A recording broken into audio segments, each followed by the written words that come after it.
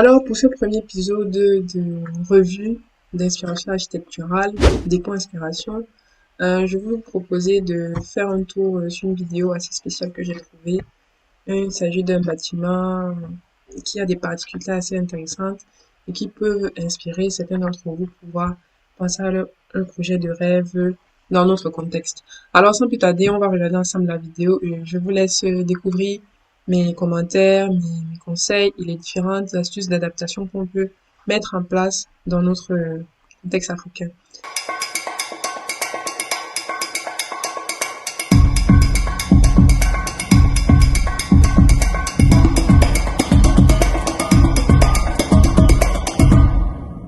On commence la vidéo. Hey guys, Ruben Darch here. Today we are in the landed residential enclave of McPherson and we're going to be touring a lovely 2.5 storied house.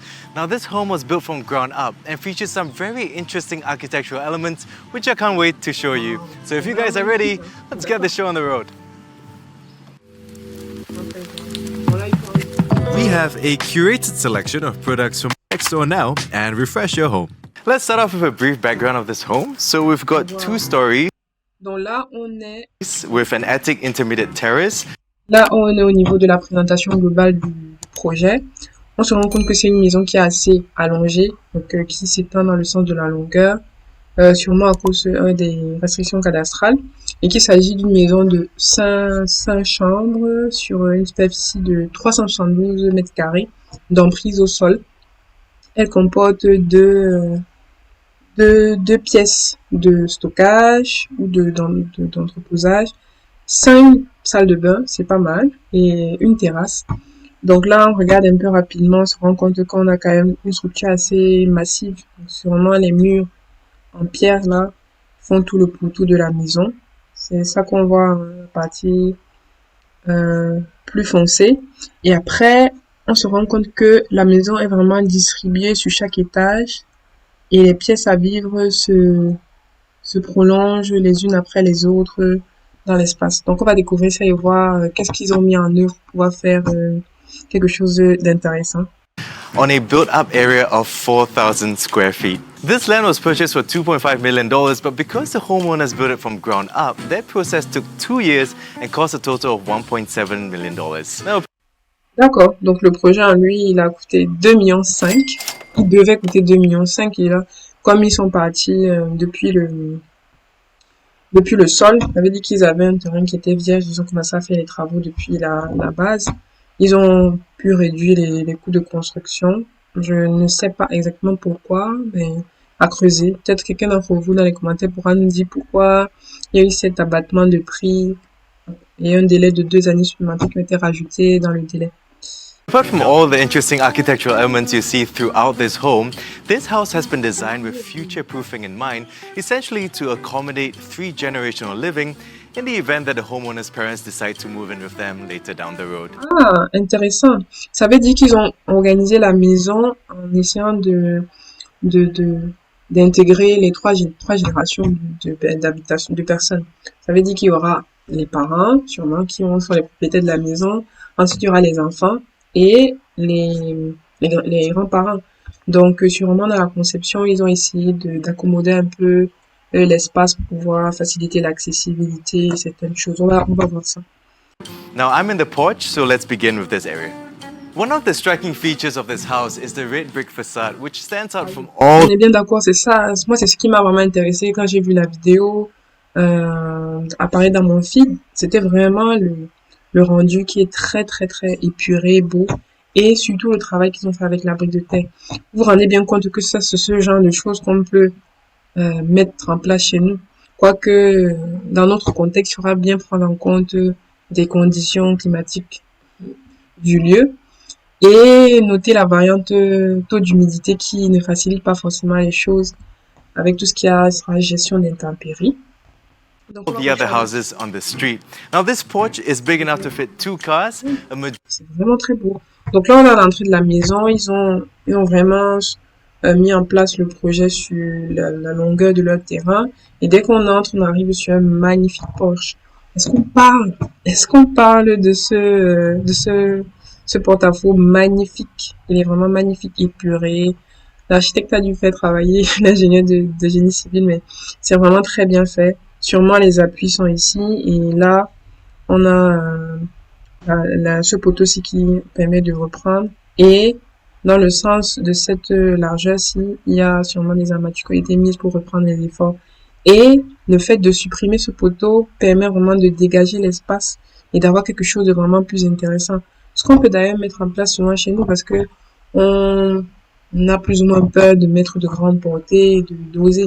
Donc ça, c'est vraiment quelque chose qui permet de gagner l'espace et c'est vraiment très intéressant ça. Majority of it is also fully sheltered, which allows you to access your car, rain or shine. As we head to the main entrance, we notice this skylight right here, which brings in natural light. Magnifique. Donc, en fait, ils ont essayé vraiment de tirer profit de tout, tout, tout, tout. Là, ils ont essayé de faire un plus de lumière pour que, je sais pas, par exemple, bon, là, il n'y aura pas forcément de soleil, mais ça reste très beau visuellement d'avoir cette petite échappée visuelle en restant abrité.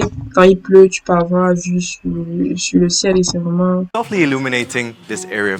We've also got an integrated shoe cabinet with ventilation holes that allows for circulation of air. Ça, je suis fan des maisons qui, dans la façon de concevoir, essayent de mettre en place des facilités d'usage pour les prochains habitants. Donc là, on se rend compte que directement à l'entrée, ils ont mis en place In and out of a cabinet. It's also here that un meuble pour les chaussures. Donc là, les personnes qui arrivent à la maison, ils peuvent se déchausser, ils mettre les chaussures à la maison. On est d'accord que dans notre contexte, c'est pas quelque chose qui sera forcément évident, mais disons-nous que si on est déjà dans la barrière, c'est quelque chose qui est faisable. Et surtout, ça, c'est quelque chose pour laquelle je milite beaucoup. J'estime qu'il y a la possibilité d'améliorer la propreté, la stabilité de nos intérieurs, en trichant un peu les coutumes qui se font un peu partout, comme au Japon, où ils enlèvent leurs chaussures à l'entrée. Et par exemple, ici, ils essaient de répliquer le modèle. Et ça permet de vraiment assurer l'entretien de la maison et surtout la propreté à l'intérieur de la maison. Ça, c'est vraiment une très très belle idée. Moi, je valide à 100%. you come up close J'ai pas compris pourquoi ils ont mis les aérations là. Donc sûrement c'est des petits trous d'aération pour pouvoir faire les aminés d'air dans la maison. On verra pourquoi. Peut-être dans la... to the red brick facade, and you essentially see how it flows from the exterior into the interior. With that, let's head Ça, in. on a vu sur le plan, vous vous rappelez comment est-ce que... ah ouais, c'est magnifique. Comment est-ce que les murs de briques de terre font un peu la structure de la maison, ils font tout le poteau. Donc, sûrement, ils ont privilégié une continuité en l'espace sur tout le terrain.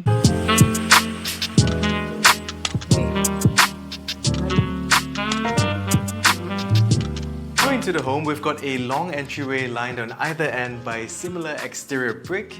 Now, these reclaimed bricks are imported from China, so each of them actually differ in shape. Bon, point un peu bloquant, que moi, ça c'est une remarque que moi je fais.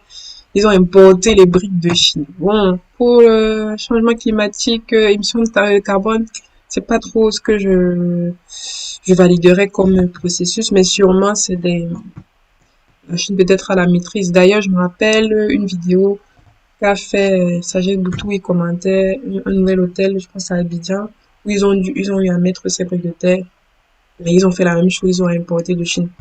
À savoir pourquoi ça se fait systématiquement. Est-ce que je pense que chez nous, on a la possibilité, avec la terre qu'on a localement, de mettre en place des briquettes comme ça, là. Sûrement, c'est de la brique de terre cuite. Donc, il faut beaucoup d'énergie. Donc, il faut faire chauffer la brique de terre dans des fourneaux. Mais c'est possible d'avoir ce rendu si on met en place une bonne usine qui assure le procédé.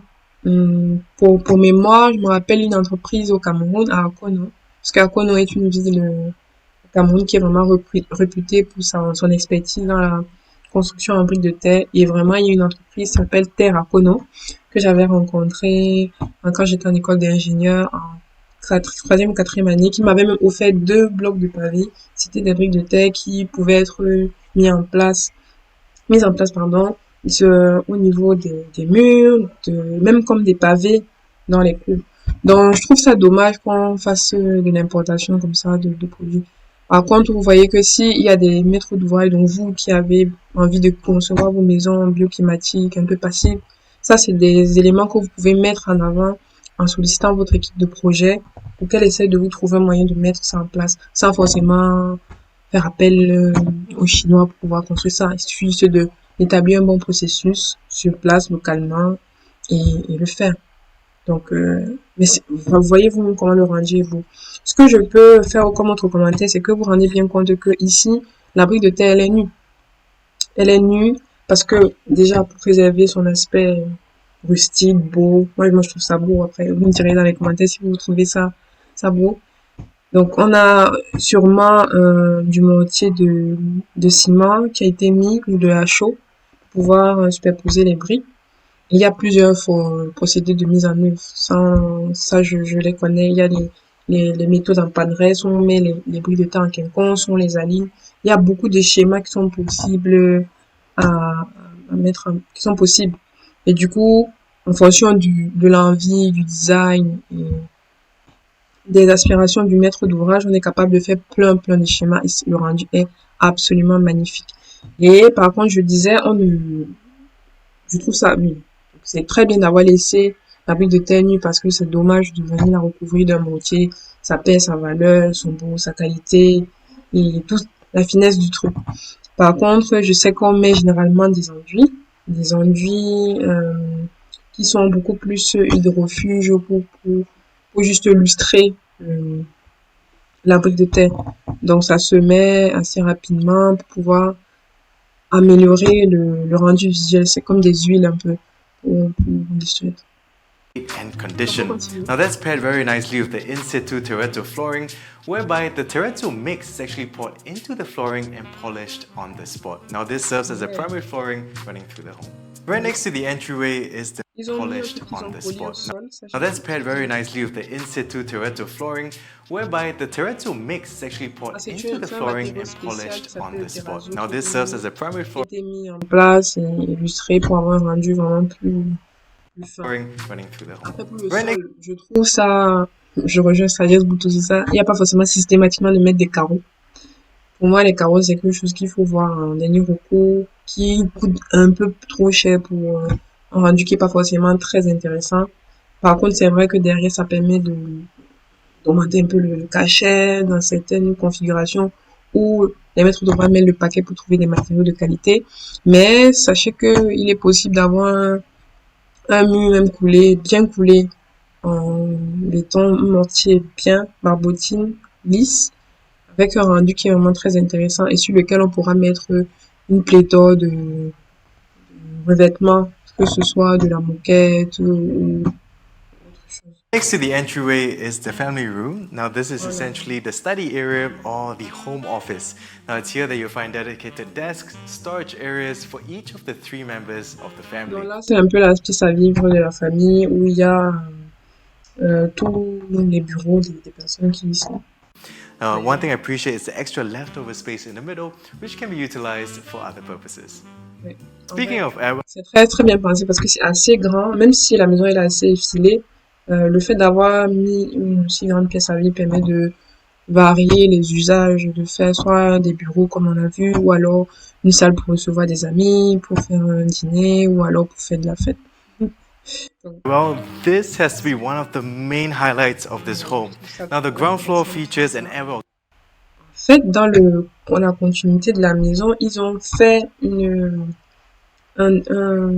cassure pour pouvoir intégrer un jardin à l'intérieur du terrain.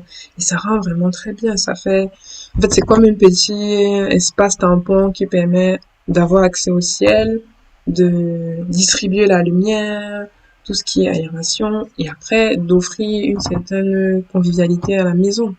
Et je trouve ça vraiment très beau. Surtout pour celles qui aiment jardiner.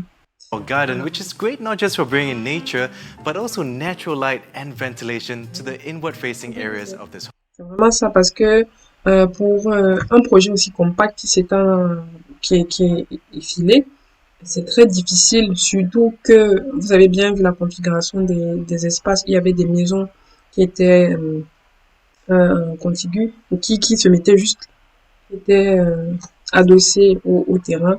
Donc c'est compliqué à la fois d'exploiter au maximum son terrain et de favoriser des éléments comme le confort visuel, thermique et tout. Donc surtout visuel parce que là, il fallait qu'il y ait une bonne pénétration de lumière. Donc créer ce petit creux dans l'espace, ça permet vraiment de distribuer la lumière. Et vous voyez, rendez-vous compte qu'ils ont fait ça sur un terrain de 300 mètres carrés, sûrement qui s'étend sur, c'est pas 40 ou 30 mètres.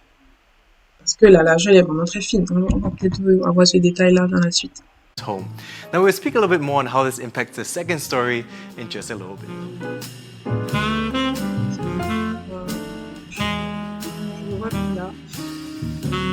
Sharing the aerial garden is the living area. Now the homeowners opted to go with simple and versatile furniture.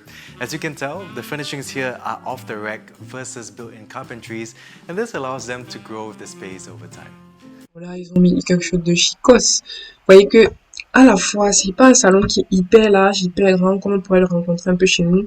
Parce qu'on sait à quel point nos papas, Sugar Daddy et tous les riches aiment avoir des maisons qui sont vastes. J'aimerais dire le thème vaste. Bien sûr, parce qu'on a des familles nombreuses chez nous, on aime recevoir, il y a des occasions de recevoir, les tontines et tout et tout. Mais ça reste quelque chose d'assez intéressant à explorer. Avoir une maison qui est assez étroite, mais qui est bien distribuée. Ça veut dire qu'il y a ce qu'il faut, juste ce qu'il faut. Et même, puisque les espaces ne sont pas très touffus, c'est possible de revoir la mobilisation des mobiliers lorsqu'il y a une réception, pouvoir intégrer les gens, les invités. Et vous voyez, juste avoir cette vue-là sur le jardin, ça permet d'ouvrir la maison et toutes les pièces sûrement communiquent entre elles. Et je pense vraiment ça, c'est quelque chose qui est très intéressant à mettre en esprit, surtout si vous avez un terrain qui est très très petit. Il y a vraiment beaucoup de processus comme ça, conceptuels, qui sont intéressants à mettre en œuvre. So before we go further into this home, I just wanted to point out something really quickly. Now, when I close this door, this area essentially functions both independently and separately from that space that we saw earlier across the aerial garden. Essentially, Ah, là, il est en train de montrer à quel point vraiment, la réflexion autour du design a été faite de telle sorte que la maison s'organise en blocus.